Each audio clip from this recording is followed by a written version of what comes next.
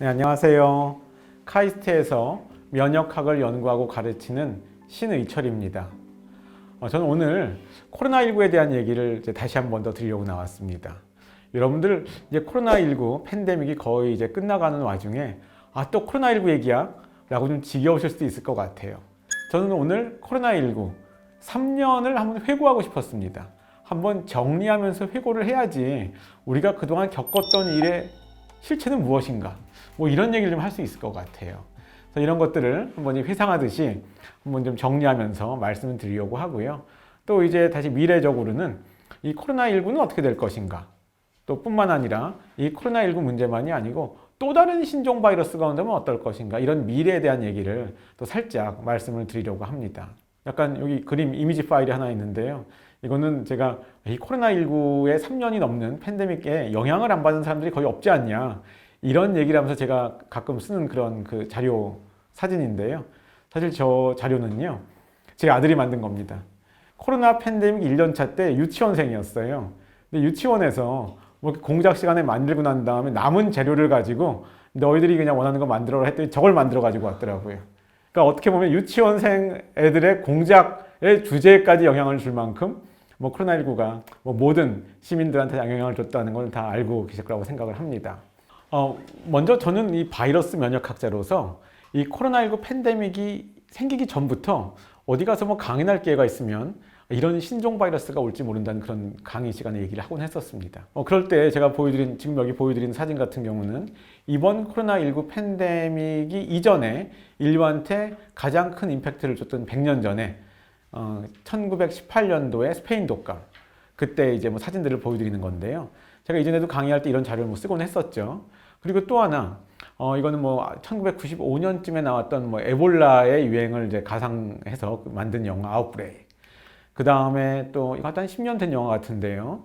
호흡기를 전파되는 플루 같은 그런 신종 바이러스가 유행을 하면 어떤 일이 생길까를 가장 잘 묘사했다는 평가를 받기도 하는 컨테이전이라는 영화도 있었고요. 이런 영화를 뭐 저도 뭐 또 재밌게 보기도 했었고요. 강의할 때 지금 보여드린 이런 자료들을 보여드렸었습니다.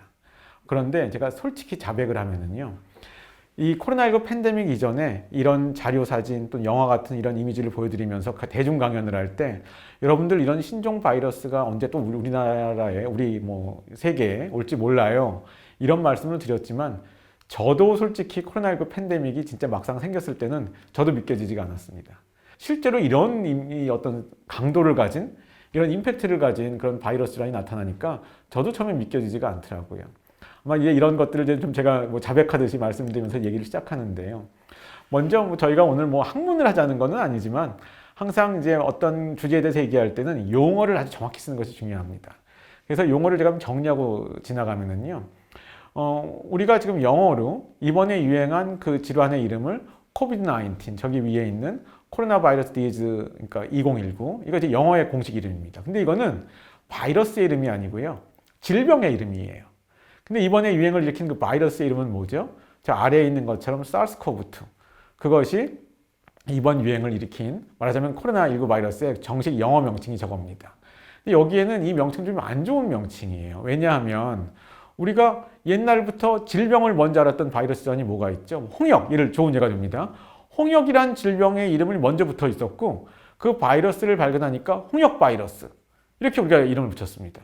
영어도 마찬가지예요. 홍역이란 질병 이름이 미즐즈고요. 그 원인의 바이러스를 발견하고 나니까 미즐즈 바이러스. 너무나 이렇게 그 바이러스가 일으키는 질병의 이름하고 또 그 바이러스의 이름이 잘 매치가 굉장히 직관적으로 쉽게 되잖아요. 근데 코비드-19하고 사르스-코브-2는 그런 면에서는 잘 못 지어진 명칭이라고 볼 수 있겠습니다. 하지만 제가 강조드리는 것은 질병의 이름과 바이러스의 이름은 엄밀하게는 구분해서 쓴다, 이런 말씀을 드리는 거고요. 그런 면에서는 이번에는 한국어가 좀 더 좋았던 것 같아요. 한국어로 봤을 때 질병의 이름은 코로나 바이러스 감염증 19, 이것을 약해서 코로나19라고 한 거고요. 이것을 일으키는 원인 바이러스 사르스-코브-2를 한국어로 부를 때 코로나19 바이러스라고 썼습니다. 그러니까 아까 홍역과 홍역 바이러스의 관계처럼 좀 더 직관적으로 보이는 명칭은 영어는 아니었고요. 이번에는 한국어는 또 오히려 이렇게 직역해 쓰는 게 아니다 보니까 좀 더 오히려 좀 합리적인 이름이 아니었나 싶기도 합니다. 하지만 여기 이런 거에서 알 수 있는 것의 하나의 정신은 어떤 바이러스가 있다고 하더라도 그 바이러스에 감염이 된다고 하더라도 전부 다 질병을 일으키는 건 아니다. 그것이 약간 이런 명칭에 들어있는 또 하나의 좀 철학이기도 합니다.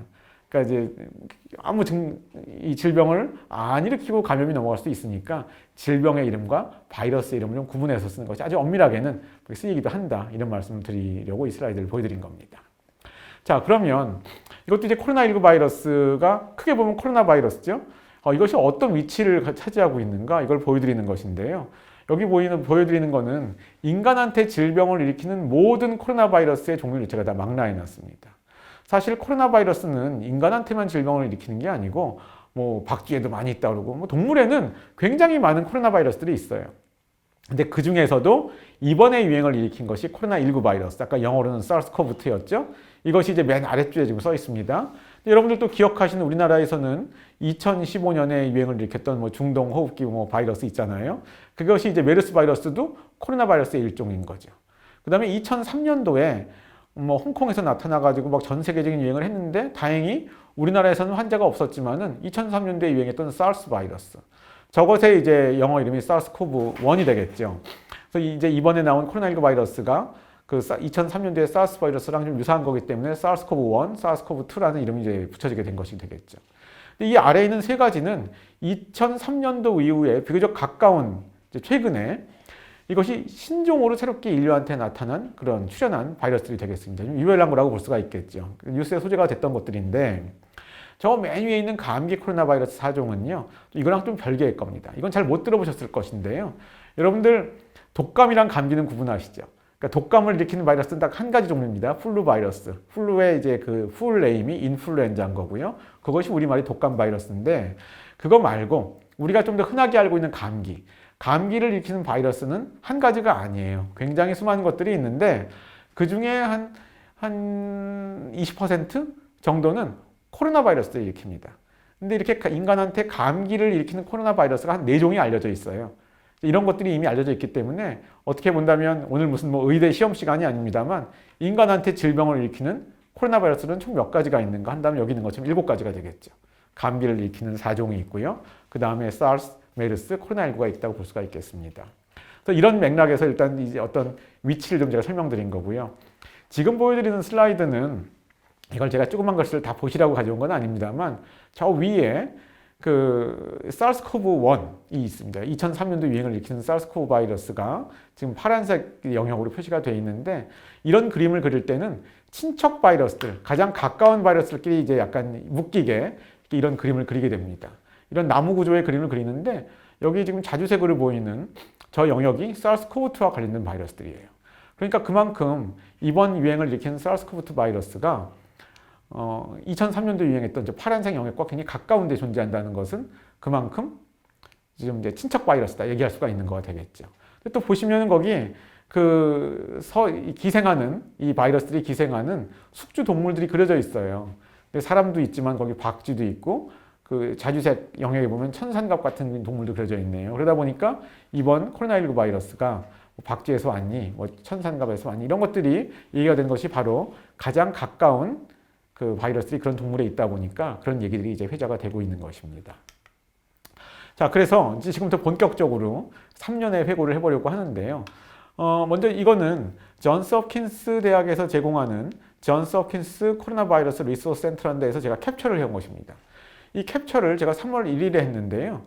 거기 보시면 날짜가 뭐 2024년 3월 1일이라고 써 있는데 이 코로나 바이러스의 그 코로나19의 그 팬데믹 와중에서 굉장히 뭐 재빠르게 대처를 해가지고 좀 이름을 명성을 얻은 그런 것들이 뭐 학자로도 있을 수가 있겠고 어떤 기관도 있을 수가 있는데 이 존스 홉킨스 대학 유명한 대학이죠 미국에 여기서도 이 코로나 바이러스 리소스 센터라는 이런 식의 웹사이트를 운영을 해가지고 굉장히 많은 그 방문자들이 여기를 방문을 했습니다. 어떤 정보를 얻기 위한 거였죠. 여기 보시면은 각 나라별 뭐 지난 뭐 한 달간 또는 뭐 전 기간 동안 환자 수 몇 명이었는지 지난 이 팬데믹의 시작부터 해가지고 지금까지 토탈 환자는 몇 명이었는지 확진자는 몇 명이었는지 사망자는 몇 명이었는지 백신은 총 몇 도즈가 몇 회 분량이 지금 주사가 되었는지 접종이 되었는지 이런 게 다 나옵니다. 그래서 이런 것들을 제가 3월 1일자를 한번 캡처를 한 거예요. 했는데 이번에 제가 이 유튜브를 준비하면서 다시 한번 오래간만에 최신 걸로 보여드려야겠다. 저거를 이제 다시 가봤더니요. 3월 10일 이후로는 더 이상 이제 이거 이제 운영 안 한다고 나오더라고요. 그래서 이것이 이제 말하자면 그만큼 이제 더 중요하지 않은 좀 그런 시대가 됐으니까 이 사람들도 이런 걸 유지하고 이걸 거의 실시간으로 업데이트가 됐거든요. 이 웹사이트가 정보가요. 그러니까 이런 것들 이제 그만 스탑을 한다고 해서 일단 저도 오늘 3년의 회고에 3월 1일자 데이터를 보는 건 별로 뭐 이렇게 뭐 문제는 없겠다 싶어가지고 이렇게 가지고 왔습니다. 근데 이게 이런 종류의 데이터들은요, 꼭 존스 홉킨스가 아니라 하더라도 다른 사이트에서 얻을 수가 있습니다. 지금 뒤에 가서 제가 한번 또 보여드리겠습니다만, 뭐 여러 가지 좀 거의 실시간으로 업데이트되는 그런 웹사이트도 있습니다. 제가 오늘 이걸 이제 강의 자료에 이 웹사이트를 이용하는 이유는 오른쪽에 있는 걸 가지고 제가 강의를 하려고 그런 겁니다. 오른쪽에 보시면은 맨 위에는 빨간색 그래프가 있는데요. 거기 Y축을 보시면 거기 위클리 케이스라고 되어 있어요. 지난 3년 동안 매주의 전 세계 확진자 수를 저렇게 집계를 해놓은 겁니다. 그 중간에 있는 하얀 건 무엇이냐? 위클리 데스라고 되어 있어요. 그러니까 주간 전 세계에서 사망자인 거죠. 코로나19로 인한 사망자. 맨 아래에 있는 연두색으로 되어 있는 거는 이거는 각 주간별로 백신이 몇 회 분량이 접종됐는가. 뭐 이런 것들을 이제 거의 이제 3년 동안의 통계가 잘 나와 있는데 그래서 제가 이 3년의 회고를 어떻게 할 것이냐?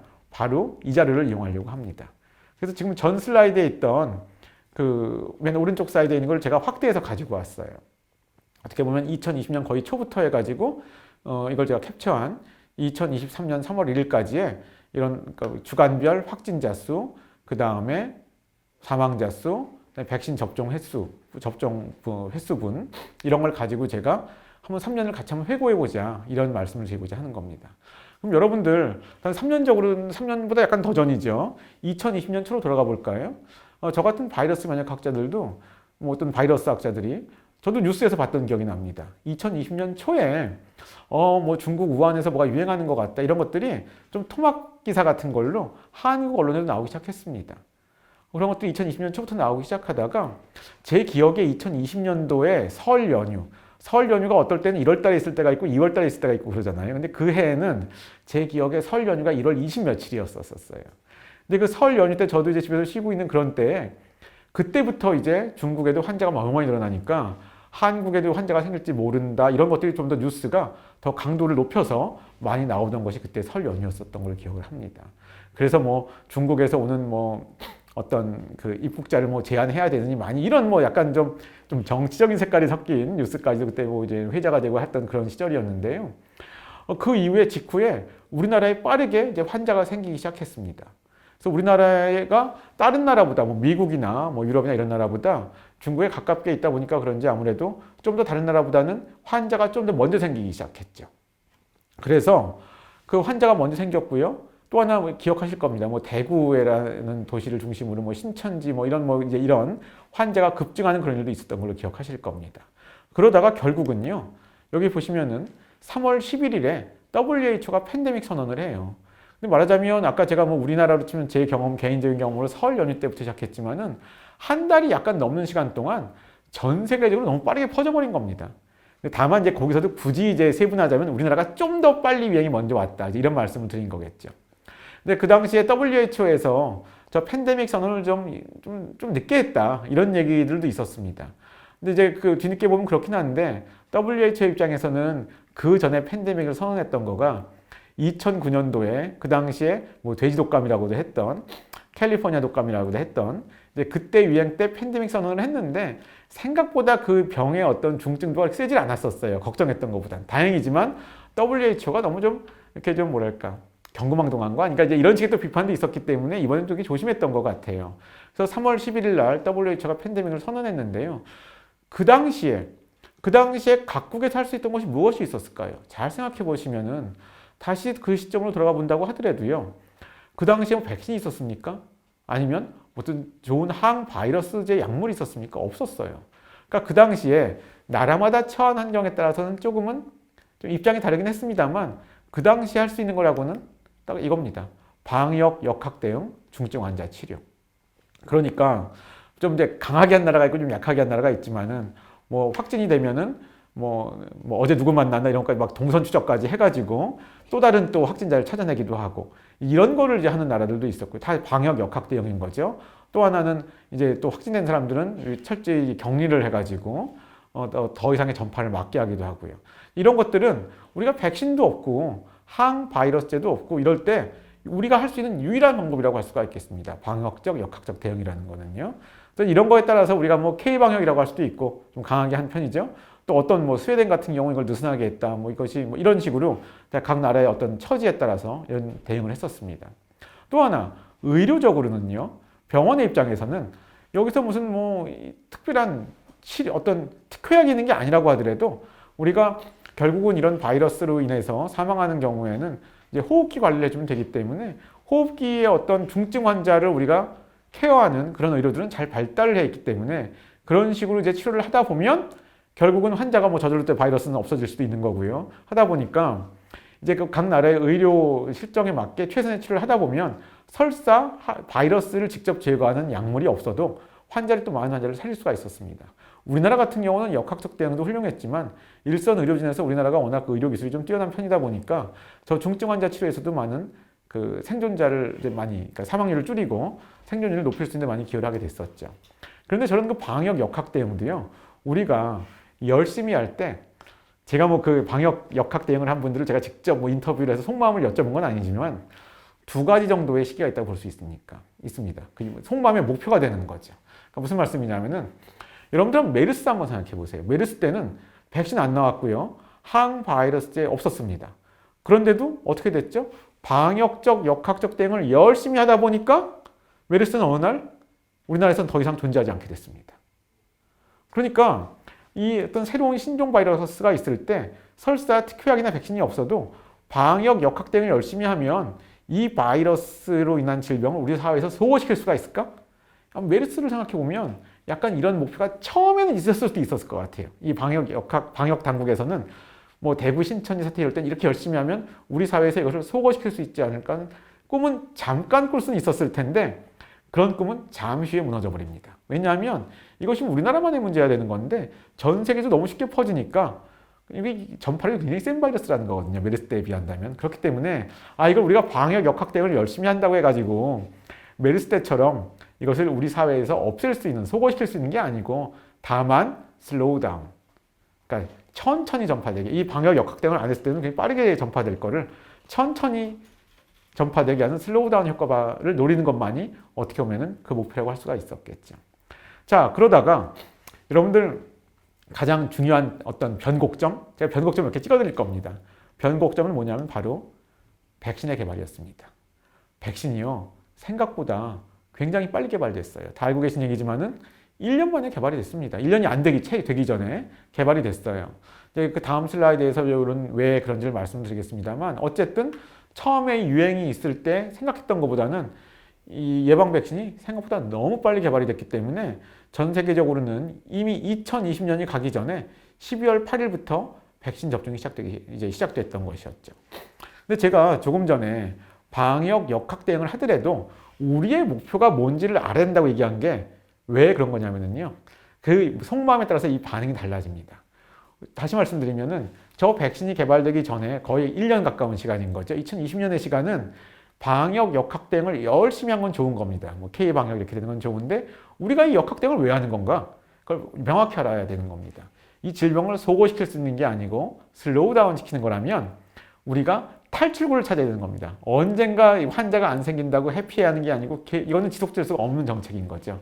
그러니까 만약에 백신이 개발될 것 같으면 빨리 도입을 하고 하는 것들이 필요했던 시기였는데 뭐 그런 면에서는 살짝 뭐 실기가 있었습니다만 그런 실기는 뭐 나중에 백신이 막상 이제 개발되고 접종되었을 때 한국 같은 경우는 시민들이 워낙 이제 이 협조를 주셔가지고 백신이 빨리 딴 나라보다는 다른 선진국보다는 늦게 접종되기 시작됐지만 빠르게 백신 접종을 이제 할 수가 있었죠. 그렇기 때문에 이 백신 접종이 이제 굉장히 중요한 하나의 터닝 포인트였다 말씀드리는데요. 여기서 이번에 백신을 왜 이렇게 빨리 개발할 수 있었는가? 다 아시는 얘기지만 정리해드리면요. 이 슬라이드에서는 백신을 개발하는 6가지 방식에 대해서 말씀드리려고 합니다. 이런 걸 우리가 플랫폼 테크놀로지라고 하는데요. 백신한 건 어떻게 보면 또 별게 아니거든요. 백신은 제가 어디 가서 쉽게 강연을 할 때 가짜 감염이라고 합니다.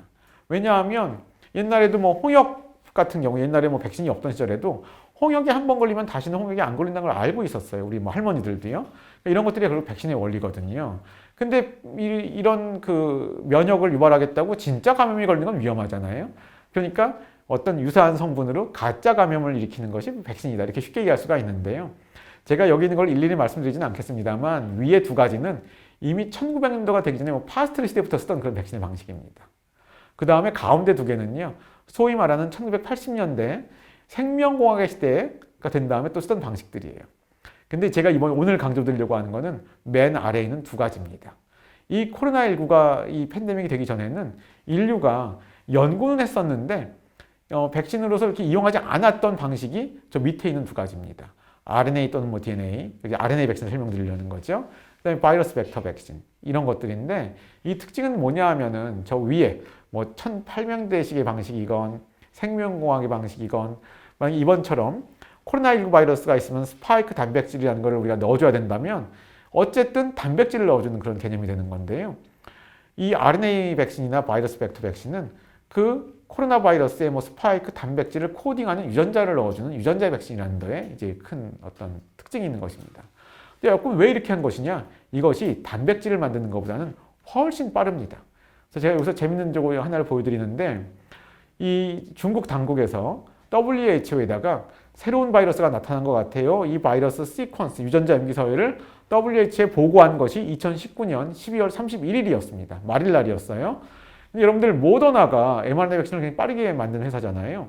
이 모더나가 이 임상시험을 하기 위해서 하기 위한 그 mRNA 백신의 그 백신 후보 물질을 처음 만든 게 언제인지 아세요? 2020년 2월 7일입니다. 아니 이거를 백신 후보 물질을 만든 게요. 그 정보를 안 거부터 1개월 7일 후에 그걸 만든 거예요. 그러니까 엄청나게 빨리 만든 거죠. 그러니까 당연히 임상시험이 빠를 수가 있는 건데 이것이 단백질까지 안 만들어도 이 유전자를 이용해서 만드는 거기 때문에 가능한 거였다 말씀을 드리는 거고요. 그런 면에서 이것이 인간이 쓰지 않던 방식이니까 불안한 거 아니야? 이런 얘기도 나왔잖아요. 근데 예를 들어서 노바백스라는 회사는요. 그런 이유 때문인지 나는 이렇게 좀 늦더라도 옛날식으로 만들래. 그래서 그 사람들은 저기 있는 슬라이드를 보면 위에서 세 번째 있는 재조합 단백질이라는 방식으로 노바백스는 만듭니다. 이것이 생명공학의 원리를 이용한 건데 지금도 우리가 만든 백신 중에 저렇게 만드는 방식들이 있어요. 그러니까 좀 우리가 친숙한 방식인 거죠. 이렇게 만들었는데 이 사람들은 언제 임상시험 통과했죠? 2022년에 임상시험을 통과했습니다. 그러니까 한 1년 반이 넘는 갭? 이 정도가 생긴 거예요. 그러니까 그만큼 유전자 백신이 빠를 수밖에 없었다. 이런 것들이 이번에 하나의 큰 특징이었다고 할 수가 있겠습니다. 자, 그러면은 지금에 와서 보면 저 백신이요. 결론 먼저 말씀드릴게요. 저 백신 맞아도 막 돌파 감염이 되고 했으니까 저 백신이 좀 안 좋은 백신인 것 같지만 아닙니다. 이제 설명드리겠습니다만 저 백신 자체는요. 빠르게도 만들었습니다만 너무 잘 만든 백신이에요. 자, 왜 그런지 설명드리는데요. 여러분들 백신 맞으면은 뭐 중화항체 뭐 이런 얘기 하잖아요. 그러니까 제가 보여드리는 것처럼 백신을 맞으면 이 백신이 여기서 보시는 것처럼 바이러스에 가서 붙습니다. 근데 원래 바이러스는 내 몸에 들어오면은 세포 안으로 들어가야지 바이러스 감염이 성립이 돼요. 근데 여기 있는 그림처럼 내가 이 중화항체가 백신 때문에 미리 내 몸에 만들어져 있으면 바이러스가 내 몸에 들어왔는데 세포로 가기 전에 이걸 잡아줘요. 그러면서 바이러스가 세포 안으로 못 들어가게 해줍니다. 그러니까 이 세포 단위에서 보면은 이 내 세포 하나하나가 내가 숨 쉴 때 바이러스가 내 이 기도로 바이러스가 들어왔다 하더라도 세포 안으로 못 들어가게 해주는 거죠. 이런 것들이 워낙 완벽할 수가 있기 때문에 이런 것들을 원리를 이용한 백신들이 많이 있거든요. 실제로 처음에 임상시험 결과 보면 이런 것들이 너무나 작동을 잘했습니다. 굉장히 잘 만든 백신이에요. 그렇기 때문에 그 당시에는 백신이 개발된 직후에는 이런 얘기들도 나왔었죠. 집단 면역을 이루려면 뭐 모든 시민들이 다 맞을 필요는 없지만 뭐 적어도 90%가 맞으면 된다. 뭐 이런 얘기도 나오긴 했는데 이건 뭐냐면 아까처럼 중화항체가 잘 작동을 할 때 사실은 모든 시민들이 다 안 맞아도 돼요, 백신을. 어떻게 되냐면은 뭐 90% 이 정도만 맞는다 하더라도 안 맞은 사람이 설사 그 사회에 있다 하더라도 백신을 많이 맞으면 감염된 사람이 존재한다 하더라도 백신을 맞은 사람들이 감염이 안 되니까 그 사회에서 바이러스가 전파되는데 격벽과 같은 역할을 해줍니다. 그렇기 때문에 우리가 다 안 맞아도 어느 정도 퍼센트 이상이 맞으면 집단 면역을 이뤘다. 이런 말을 할 수가 있는 거죠. 그래서 이런 거에 대한 얘기들이 그 당시에도 또 많이 나왔었습니다. 사실 이런 것들이 잘 작동하고 있는 것들이요. 이런 것들이에요. 여기 보시는 것처럼 이거는 이제 옛날에 개발된 백신들을 보여드리는 건데 백신이 성공적으로 개발되면 그 질병이 어떻게 사라지는지를 보여드리는 겁니다. 이건 지금도 우리나라에서도 우리나라만이 아니고 전 세계적으로도 아이들이 태어나면 신생아 때 맞는 백신 중에 뭐 MMR이라는 게 있고요. 소아마비 바이러스 백신이 있는데 이거 다 뭐 미즐즈, 홍역, 루벨라, 머스, 뭐 풍진, 그다음에 유행성 이하선염, 폴리오 마일라이티스라는 거는 이제 소아마비라고 소위 얘기하는 이런 것들인데 이런 거에 대한 백신들이 한 1960년대쯤부터 미국에서 놓기 시작했거든요. 근데 놓은 다음에 질병이 사라지는 거 보세요.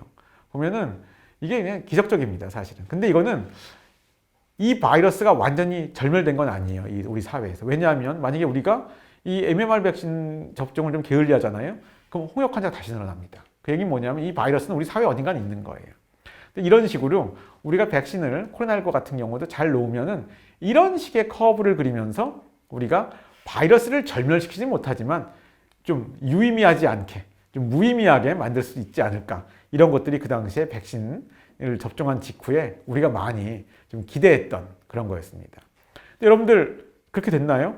아니고도 알고 계시죠? 자, 거기에 왜 그럴까요? 이건 다 많은 분들 아시는 거지만은 사실은 변이주들이 출현하면서 그렇게 됐습니다. 저 백신 접종한 직후부터 해가지고요. 뉴스에 나오기 시작했어요. 백신으로 우리가 중앙체가 나오는데 그 중앙체 반응을 회피하는 그런 변이주들이 나오고 있다.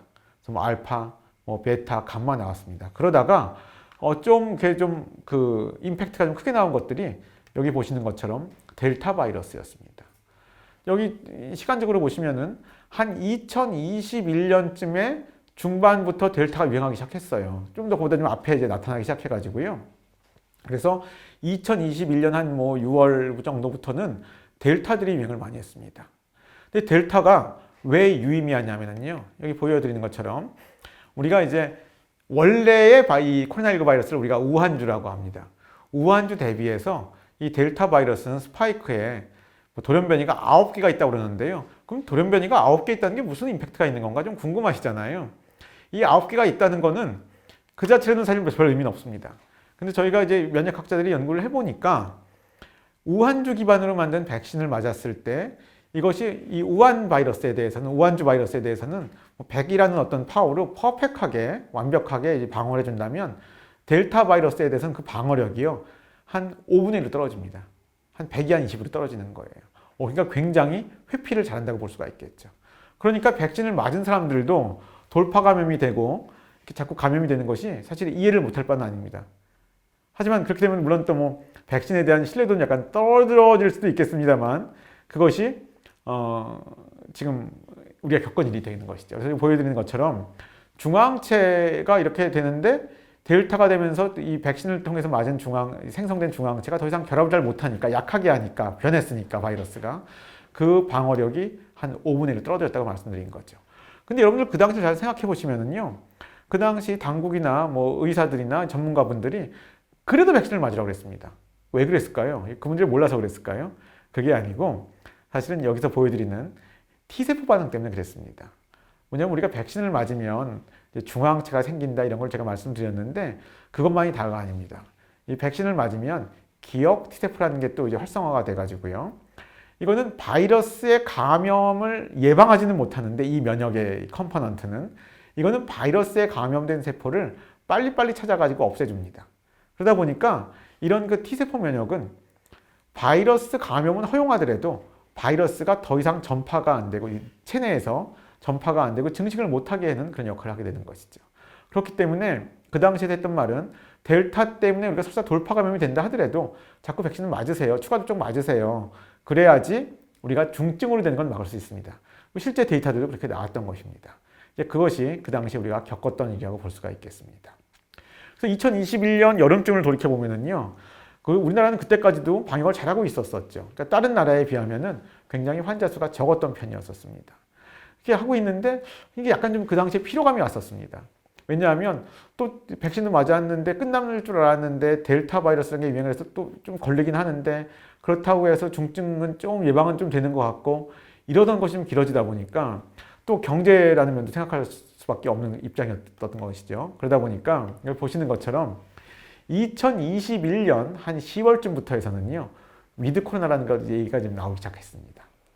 그래서 위드 코로나라는 거는 딱 그때 다 기억하시겠지만은 이제 방역을 K방역처럼 너무 열심히 하지 말고 약간 좀 풀면서 환자가 좀 생기는 건 어쩔 수 없는데 우리가 통제를 하면서 풀다 보면 아주 철저한 K방역도 좀 느슨하게 할 수 있으니까 우리가 사회 경제 활동 좀 돌아가게 할 수가 있고, 하지만 이제 환자의 발생은 좀 억제를 어느 정도 하면서, 그러니까 그렇게 할 수 있지 않을까라는 것이 위드 코로나가 되는 것이죠. 근데 이것은 위드 코로나는 또 한 가지 의미가 또 있습니다. 뭐냐면은 뭐 경제 이런 걸 떠나서도 의학의 시각에서 본다면은요, 아까 기억나시죠? 백신이 개발되기 전까지 방역이나 역학적 대응은 사실은 해결책이 아니에요. 슬로우 다운을 하는 것이지 그것은 출구가 없는 정책입니다. 그것만은 출구를 찾아야 되는 정책이에요. 그러니까 백신을 개발이 됐을 때는 백신이 출구가 될 수 있을 줄 알았는데 출구가 안 된 거죠. 이 변이주 때문에. 그러니까 그럼 위드 코로나의 정신은 뭐냐면, 그런 식으로 따진다면 방역 역학을 조금씩 풀다 보면 우리나라 사람들이 조금씩 환자가 더 생길 거고, 생기다 보면 어느 정도 이상으로 이제 변이주에 걸린 사람들도 많아지니까 이게 더 이상 이제 또 백신은 델타에 스페시픽한 게 아니라 하더라도, 특이적인 게 아니라 하더라도 좀 우리 사회 전체가 집단 면역을 가질 수 있지 않을까, 이런 것 좀 기대했던 것 같아요. 그런데 저희 위드 코로나가 저 때 할 때 우리나라에서 하루에 생기는 환자 수 같은 경우를 치면은요, 사실은 그것도 좀 말이 안 되는 겁니다 했습니다. 왜냐하면 그 당시에 하루에 환자가 10,000명 생긴다 그러면 그것도 되게 크게 느낄 때였거든요. 그 당시에. 생각해 보세요. 그걸로 우리가 집단 면역이 생긴다면은요, 10,000명씩 우리나라 인구가 5천만 명이라고 치면 5천일이 걸리는 거예요. 말이 안 되는 거죠. 그렇게 해서 하루에 10,000명씩 10년 이상 걸려야지 이것이 뭐 걸리는 거니까, 그런 식의 집단 면역도 사실은 좀 각이 안 나오는 그런 거긴 했지만, 어쨌든 통제된 안에서 우리가 좀 환자가 생길 수 있을 줄 알고 이 위드 코로나 정책을 시작을 했는데, 사실 우리나라만으로 본다면 한국의 입장에서는 저 때가 이 코로나19 팬데믹에서 제일 중요한 순간이었고요. 제일 기적과 같은 순간이었습니다. 왜냐하면 저 위드 코로나를 하면서 통제를 이제 방역을 좀 풀기 시작하면서요, 정부는 약간 그랬던 것 같아요. 위드 코로나를 하더라도 환자는 늘리면 안 된다, 라고 생각했던 것 같아요. 근데 이제 역으로 제가 또 얘기하면은 위드 코로나는 환자가 늘 수밖에 없는 정책이고요, 환자가 늘어야만 하는 정책입니다. 근데 그거를 좀 이렇게 약간 좀 뭐랄까, 희망을 좀 약간 좀 다르게 가지셨던 것 같아요. 그래서 그 당시에 가장 미비했던 거가 중증 환자를 위한 병상을 확보를 충분히 안 하고 위드 코로나를 했어요. 그러다 보니까 위드 코로나를 하다 보니까 환자가 갑자기 늘기 시작했습니다. 환자가 늘다 보니까 중증 환자도 늘어났어요. 그래서 중증 환자 병상이 막 거의 다 100% 찼습니다. 그래서 그때 막 위기감이 느껴졌어요. 그래서 다시 방역을 다시 또 쪼여야 된다, 막 이러던 참이었습니다. 이러던 참인데, 여러분 생각해 보세요. 쪼이는 걸 유지하는 건 쉬운데 풀었다가 쪼인다고 환자 수가 다시 급감을 할까요? 참 이게 쉽지 않은 그런 상황이었는데요. 그때 아주 구세주와 같은 일이 생겼죠. 그게 뭐냐면은 위드 코로나인지 저렇게 우리가 좀 어떨 줄 몰라 할 때, 그때 오미크론이 발생을 했습니다.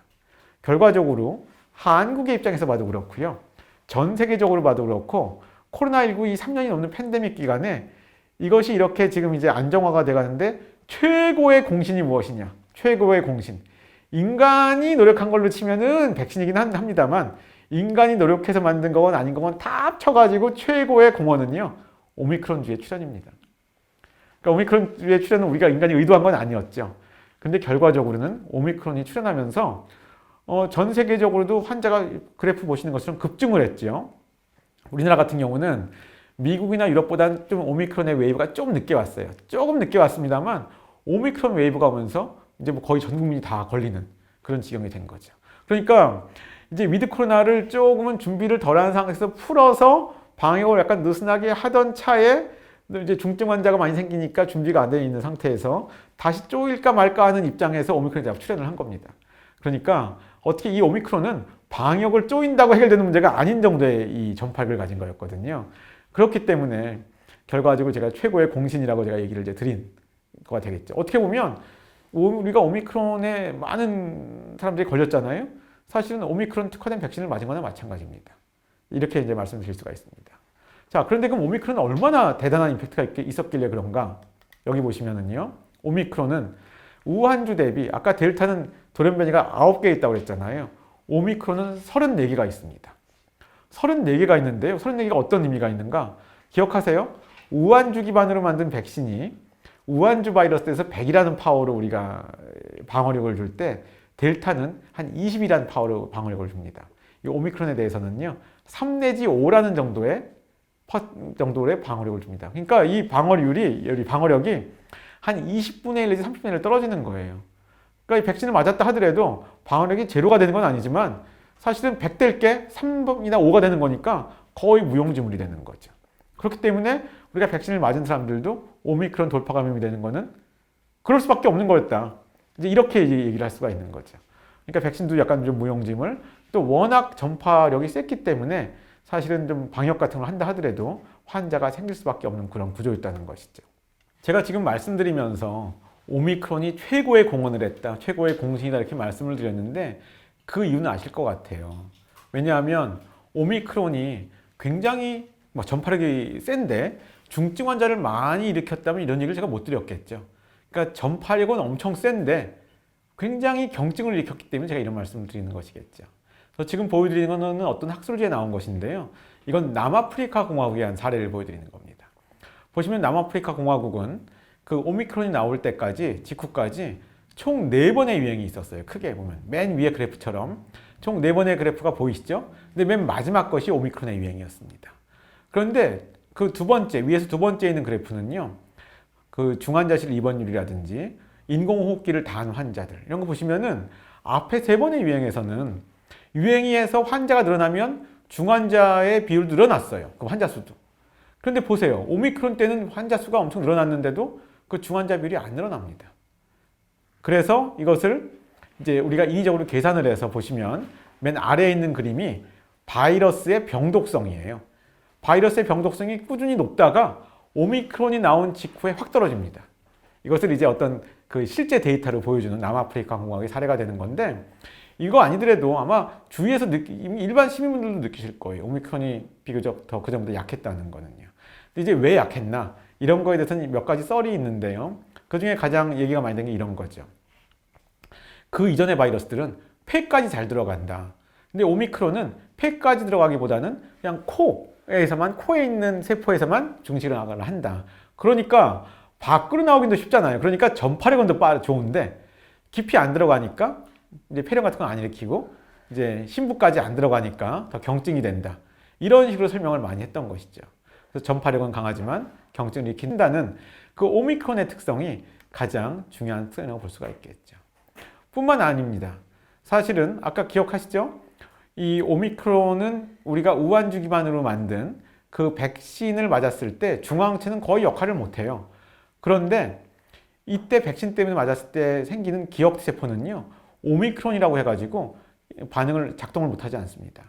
이 기억세포가 우한 바이러스에 대한 어떤 작동의 파워가 100이라고 한다면 오미크론에 대해서는 한 80 정도 기능을 해요. 80 정도. 그러니까 약간 손상은 있지만 뭐 그래도 큰 지장은 없는 거죠. 그래서 이런 경우는 여전히 중증으로 진행하는 걸 더 막아준다. 백신을 맞았으면. 이런 것들이 이제 있는 것이 이 그림인데요. 요거는 살짝 저희 자랑을 하면 그 코로나19 와중에 이제 카이스트에 있는 저희 연구실에서 이런 일을 해서도 저희가 또 한번 논문을 낸 적도 있었습니다. 자, 그런데 지금 이제 오미크론까지 왔으면 이제 거의 다 왔잖아요. 이 변이 바이러스가 지금 자꾸 뭔가 생기면서 새로운 변곡점이 생긴 거예요. 누가 델타 바이러스가 생길 줄 알았나요? 어느 날 갑자기 나왔죠. 또 오미크론이 나올 줄 알았나요? 또 어느 날 갑자기 나왔죠. 근데 이렇게 되면 지금 제가 오늘 이제 이 강의를 시작하면서 이 팬데믹이 좀 끝인 것처럼 얘기했지만 이런 거 불안이 있으실 것 같아요. 그런데 또 오미크론이 끝이 아니고 또 다른 게 갑자기 내일 나오면 어떡합니까? 그럴 수도 있죠. 배제 못합니다. 못하는데 제가 이제 이 변이 바이러스가 출현하는 패턴, 양상을 제가 좀 설명드리려고 이거 그림을 가지고 왔어요. 이 그림을 보시면은요, 맨 가운데가 우한주 바이러스, 맨 처음의 바이러스입니다. 그 다음에 변이주들이 나오면은요, 그런 것들이 가까운 친척끼리 그 점점점을 만든 거예요. 근데 보시면은 알파라는 방향으로 쭉 나갔습니다. 베타라는 방향으로 또 나갔어요. 또 아래로 보면 델타라는 방향으로 나갔습니다. 어때요? 근데 델타가 알파가 만들어진 다음에 거기서 나온 게 아닙니다. 점핑 방식이에요. 막 말하자면 이게 뭐가 튀어나올지 모르게 갑자기 우리 전문 용어로 갑툭튀. 예? 그래서 갑자기 툭 튀어나오는 거예요. 그래서 이런 것들이 오미크론도 마찬가지예요. 오미크론이 델타 다음에 나온 거지만 이 그림을 보시면 아시겠지만 델타에서 뭔가 나온 게 파생된 게 아닙니다. 오미크론은 갑자기 또 갑툭튀로 좀 튀어나온 거예요. 그래서 제가 오미크론이 출현할 때까지의 변이 바이러스의 출현의 양상은 점핑 방식이다. 예측이 안 된다. 이제 이런 얘기를 드릴 수가 있겠습니다. 근데 지금 벌써 이게 눈치채시겠지만 이런 얘기를 드리는 거 보면은 지금 요즘에 다시 뭐가 바뀌었나요? 그런 거 예상하시는 분이 계실 것 같아요. 바뀌었습니다. 이젠 점핑 방식이 아닙니다. 그렇기 때문에 아마 앞으로는 이제 오미크론 이외에 다른 변이는 좀 안 나올 거라고 예상하는 이제 그런 이유가 바로 거기에 있는데요. 그건 제가 다시 뒤에 설명을 드리겠습니다.